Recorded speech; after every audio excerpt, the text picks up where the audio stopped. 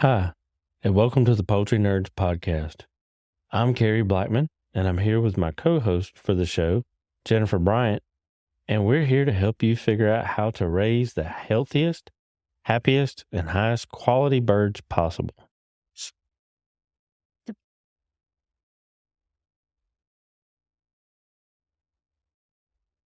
They said that the way the meat is, and you'll never know it until you actually feel it. But they said that the meat is better in 18 to 24 hours. And so what most commonly is recommended that you pull the feet at nighttime. So they're not just because they will sit there and eat all day and all night. They recommend you to pull the feed at night.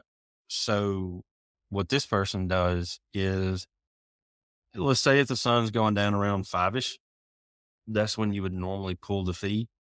They'll go out there 2, 3 o'clock in the afternoon, pull the feeders out, take them back to the barn. And the next morning they go to the birds, and instead of taking them some water, they've already got their cages there. They're loading them up in the cages, taking them to the processor. Now, I understand pulling the food makes it for cleaner processing, but what does it change with the meat? The fleshiness, I forget exactly how it was worded. I want to say they used a reference of being spongy versus a tighter meat. Again, I didn't really pick up on that. I was still taking notes. I took about 10 or 15 pages of notes. So I pull the food the night before, partly because if you understand a bird's digestive system, the food just goes into the crop and then they have to work it down into their gizzard. So if it's in the crop, it hasn't provided any nutrition to the bird itself anyway, yet at that point. And so if the food is still in the crop, you've just basically wasted the food. So I can understand that. And I do pull the food. Now, we don't run tractors. We just let ours free range. We don't have predator problems. So ours just free range around the barn. So when we're butchering, they just wandered around and we just pluck up the one closest to us. And that one is the next one. We're pretty old school about doing it. Oh, you're unlucky. You were easy to catch. And if you've never done Cornish before, for our listeners, they're not fast. Mm-hmm.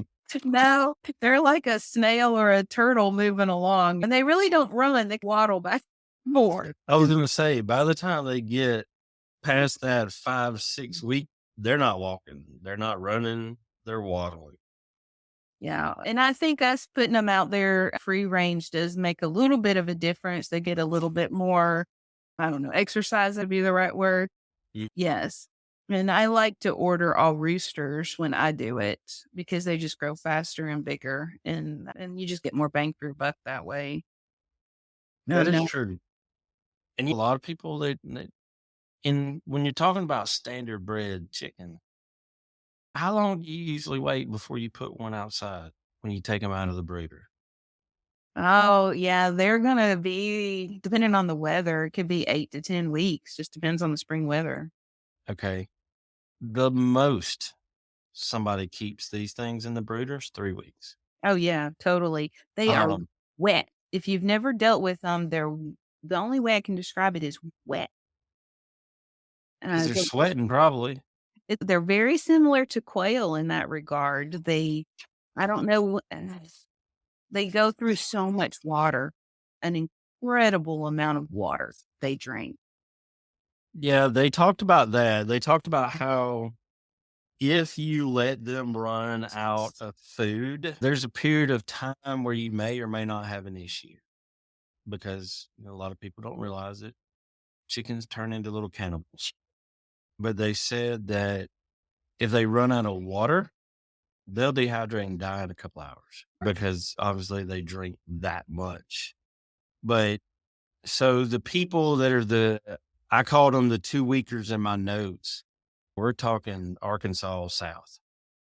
And I was just like, hey, Now, I think we said earlier, a lot of people do recommend that you don't do chickens unless you have proper heating in your barn to keep Mhm. them in December and January. But the rest of the time, in 2 weeks, and they're out. I thought that was pretty crazy. Yeah, we put them out. That's why I like the end of March because at the 2 to 3 week mark, it's warm enough for them to be out. And another thing is when you hold them, they are hot, like coming out of the oven hot. It's incredibly different than a heritage breed chicken. They know their place. That's if you think about the chemistry behind what all's going on inside of their bodies to make them grow so fast, Hmm. it has to be some stuff metabolizing pretty fast. Yeah, I would say they're similar to quail that way. Yeah, because a quail will go from right out of the egg to full blown maturity on the coturnix, laying eggs in that same 8 weeks, less usually. Shame we can't get the Cornish to lay eggs in 8 weeks. Mm. Did they talk about the Rangers at all at your conference? There was a guy that done a talk about heritage birds, and he talked about the Rangers. He talked about, let's see, Rangers, Delawares, Rhode Island Reds, and there was another one that's really massive that I can't think of. I can't think of what it was. But he talks about those, and he talks about a lot of the market for the different birds. And there's a lot of people that don't like the Rangers I don't like for for the poult to eat because they're small. Most people that are poultry people they're not going to keep them around 16, 18, 20 weeks, which is what they really need to get full size. So they they're not big. And some people talked about them being stringy. them. There's that. I can say that a Delaware at 16 weeks with a certain group of people, if you've got somebody into that heritage bird, if you've got a good bloodline of Delawares in 16 weeks, you got yourself some money.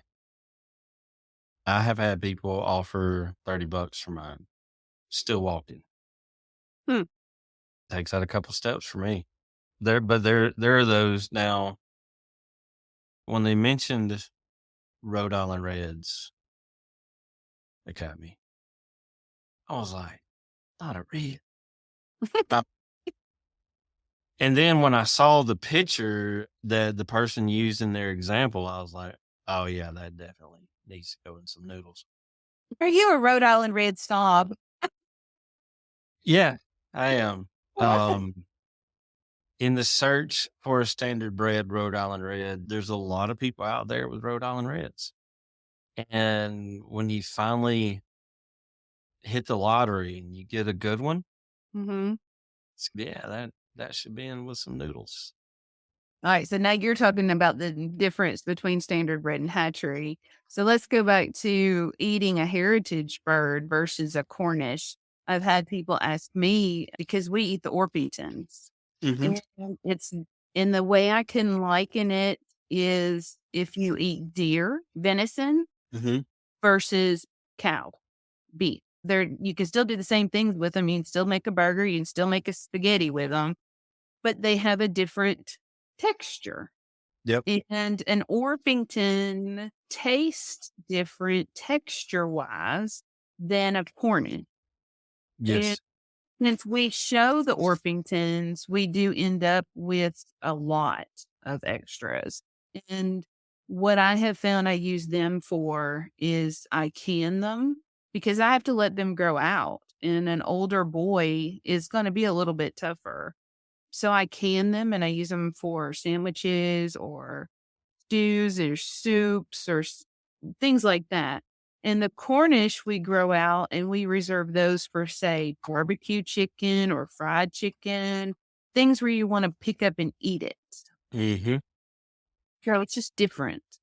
So to me, when I think of chicken fingers, or when I think of that boneless, skinless chicken breast in a bacon dish with some honey garlic sauce in it, 25 for 45 minutes. I think of a heritage bird. With a heritage bird, you cook it low and slow, put it in a crock pot. You've got something that you have never had. Mhm. On that takes me to this. At the conference, they included lunch a couple of days and supper on Friday night. And lunch, they had quartered up heritage chicken. That that was a first for me. And it really makes me not want to eat chicken that hasn't been raised that way again. Mhm. It's a whole new thing. And like with your Orpingtons, if I had a 7-month-old Orpington or an 8 or 9-month-old Orpington, I got like 8 or 9 pounds of meat. Mhm. That's enough. Even at my house with 9 of us, Mhm. that's enough for 2 meals. You feed its one mouth and it feeds your 9. I like that. And so it makes me, as I am going to embark on raising the Cornish, because I want to really dive deep into this so I can do the proper amount of research for people. Mhm. That's how I sold it. Then I also want to raise the heritage. I do have some Delawares that I've been working with for about 6 or 8 months now. And I have learned a feed regimen where I can get them rather large in 14 weeks. Mhm. So I'm gonna keep that in my back pocket for that person that wants that heritage bird, because it is a popular thing. And in where I'm at, I have a large population of Hispanics. And that was one of the things that oddly a lot of people at this conference wasn't aware of. And my Hispanics, they love heritage birds. And before I tasted one, I didn't really know a difference. And then another thing, they really like the roosters. And I'm a foster parent. And once they come into my house, they're my kids. I have 2 daughters and a grandson that are Hispanic. And I asked one of them one time, I said, "What is this phenomenon? Because I can't tell the difference between a rooster and a hen, what they taste like." And she said, "Oh, Papa, it's really not so much a taste as it is an experience." I said, "What are you talking about?" And she says, "I've been with you when you met people. They want the bird alive." Yeah. She said, "There's no way, there's nothing they can go to Publix and buy. I don't care how non GMO or free ranged it is at Publix, that gives them the experience of being at home. And Mm. that's the only way they can get it like grandma cooked it." Mm. So I was like, that explains so much. Mhm. And it makes perfect sense, because there's times my granddaddy, he raised cattle. And then before my son started doing that, nothing I had that was hamburger meat tasted the same. And so that immediately I can relate to exactly what they're saying, because if I take something that was walking around in pasture 2 months ago and cut it up and put it in a crock pot, I'm going to have stew just like my grandmother made. But unless that meat is raised like that, where what it was fed, how it lived, the whole nine, I don't know if it's psychological or what it is. It just doesn't taste the same. Let's talk about the nutritionists that gave their talks for a minute. What did they recommend? So obviously, in the game of chickens, it's about the dollar. And there's a lot of people, obviously, I can go to the store and buy a 50 pound bag for $14. Mhm. I can go buy a bag for $35. Both of them be 22% protein, but the difference is what's in it. Mhm. And they talk about that. They talk about what what byproduct is a code word for on the label, which for those listening that don't know, if your label says byproduct, whether it be protein, corn, or anything else, that means they probably swept the floor. It literally can be anything. And that's a lot of filler, and you don't know what it is. And they talk about using a more nutritious food that's comprised of grains and minerals and all natural stuff. Yes, it is $20 more for that same bag. But number one, you know what you're putting into the bird. Number two, when you this company actually has raises regularly test subjects. And when you take the cheaper feed and that's what you give them, it's going to take them a set of Cornish crosses closer to 10 weeks to get to the weight that they need to be, which their target weight after this process of around 5 pounds. It takes longer. And they will consume a group of 50 birds will consume over a pound each more of that feed than they do the other feed. And you think, okay, it's a pound, whoop-de-doo. But then when you look at feeding them the better quality feed with all of the stuff, the science behind this feed has everything in it to meet the science behind the rapidly growing bird. Suddenly now you have a 5 to 6 pound bird in 7 weeks. You're shaving weeks off of your labor of going out, moving them around, feeding them, watering them, tending, whatever you got, whatever your farm chores are. You're shaving a couple of weeks off of that. And time is not something you'll ever get back. So they talk about the time value of money and all that. And if you look down, APPPA has a calculator in their members only site. And you can put in feed cost, bird cost, the whole 9 yards, and it will calculate everything for you. And when you run the numbers on how much feed it takes that's a lower quality versus how much feed it takes of a higher quality, it takes significantly less feed of the higher quality to do the same thing in significantly less time. And some people get hung up on the $14 versus $35 for a bag of feed, but they don't think about, okay, I'm going to buy 10 of these bags. It's $14, but I might could buy 6 of these bags. It's $35. And I know the math isn't exactly the same there, but you're still better. And then when you shave off 1 to 3 weeks of time and labor, it adds up. Mhm. And we see that in the show world. Now, I don't sell. I only grow the Cornish out for my own personal consumption. Mhm. Um, and we figured it out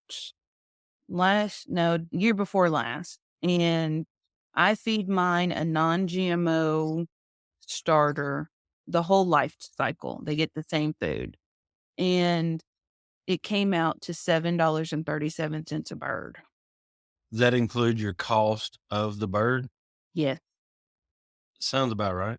And it's what went into it. exactly. What kind of life that bird lived, the whole process behind it. And I challenge people that are wondering to go to YouTube or go to Google and look at commercial stuff and how it's processed. And I can guarantee you the same bird is fed a whole lot different stuff because they want to shorten that process. They want to try to get it down to 6 weeks. And some of them have 40,000 birds in a house. That's a lot. It is. I actually know a guy that lives in Alabama up near Calhoun, Etowah County, somewhere in that area that has commercial chicken houses. And he has 4 that he built that cost him $2.25 million for the 4. Now, these 4, that is a little high, but they're fully automated. He can control them with his iPhone. They have natural gas generators. They have natural gas heat in them. Totally automated. He said as long as his grain silos are full and nothing messes up, he's good. 6 years ROI positive. That's a lot. To the point that he's building 4 more. Wow. He don't eat the chicken that he grows. What does that say? I said, "What?" He said, "I'm not gonna tell you who I grow for because I will tell you that I won't eat that chicken. I know what's in the feed that they feed it."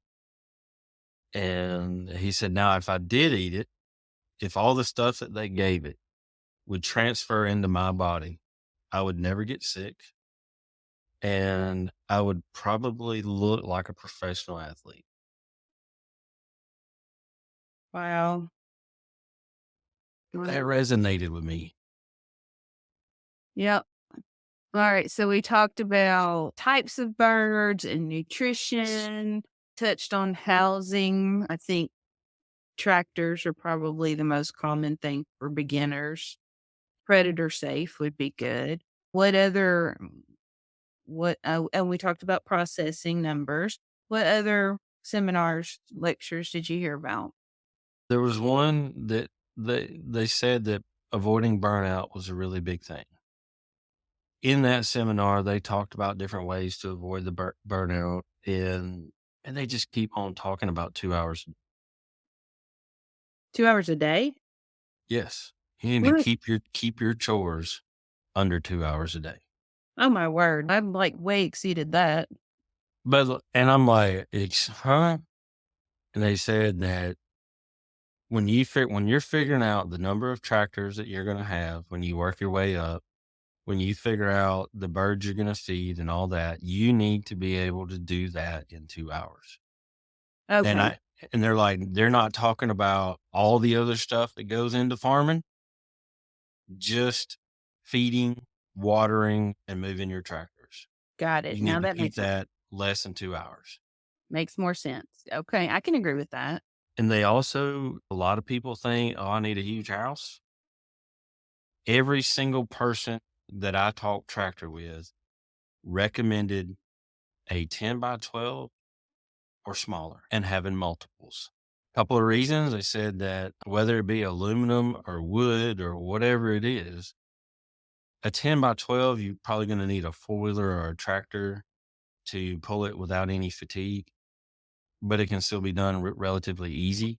Some of the other ones that are smaller, you can do without. If you get some of the really nice pre-done ones, fabricated ones that have wheels on them and stuff, a 10 by 12 can be moved by one person single-handedly.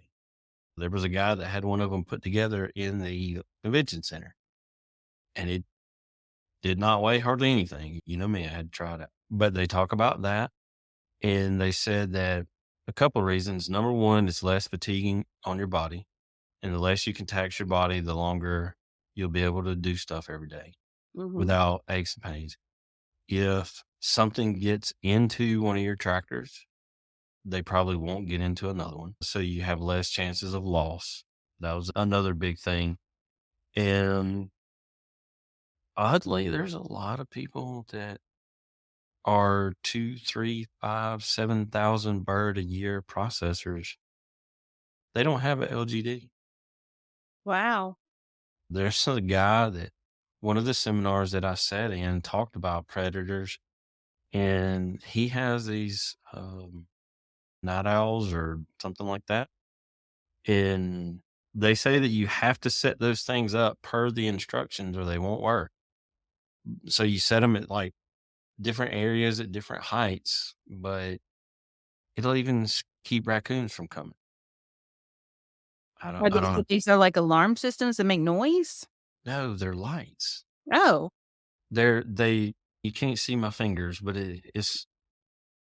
I would say that's about 4 inches wide by probably 4 inches tall that this piece is.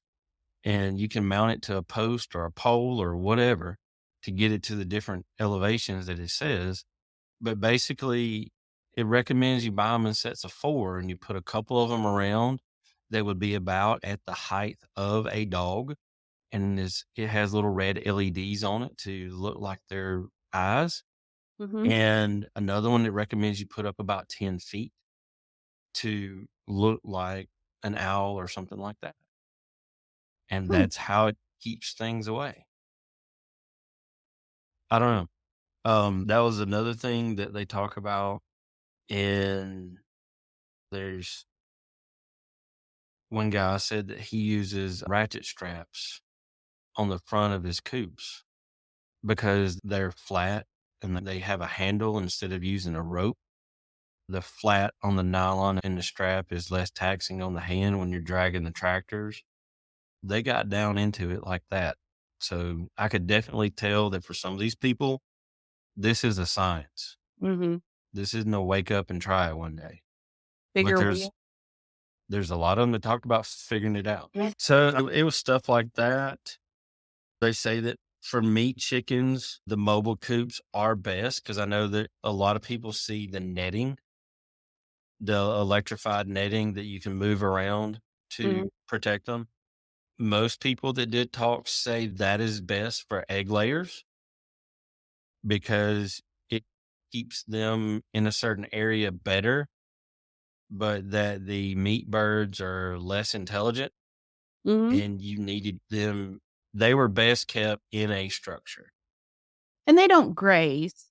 So they don't I know you want pasture, but in reality, they're not out there like a cow munching on the grass. No, there's people that they will say that it's easiest and best to have 2 people to move your tractors. One person is going to go inside and hoard the chickens towards the front because maybe for the first couple of weeks they run around like little crazies, but when they get huge, like we talked about a while ago, they just waddle around. You have to shoe them up so you can pull the tractor further and do that. They talked about that as another one of the things because, like you said, they're not going to graze like a layer will. Mm-mm. They'll eat bugs and grass and stuff like that if it's right in front of their face, which is why you move them around like that. In the layers, what they would do in a lot of instances is they would have their laying house where they would roost at night and where they would lay their eggs, and they would make an octagon around that.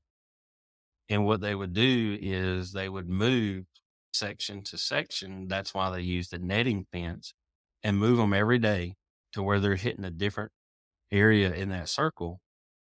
And then they move that tractor. So a lot of times you have to have a tractor or a truck or something to drag those because they're pretty large. But they would drag that and then they would cordon it off again. Mm-hmm. And they talked about doing that. They only had to drag it about once a week. So that was pretty nice, I thought. Yep. Thank you for joining us this week. Before you go, be sure to subscribe to our podcast so you can receive new episodes right when they are released. And they're released every week. Feel free to email us at poultrynerds@gmail.com to share your thoughts about the show. Until next time, poultry pals, keep clucking, keep learning, and keep it exciting. This is Carey signing off from Poultry Nerds. Feathers up, everyone.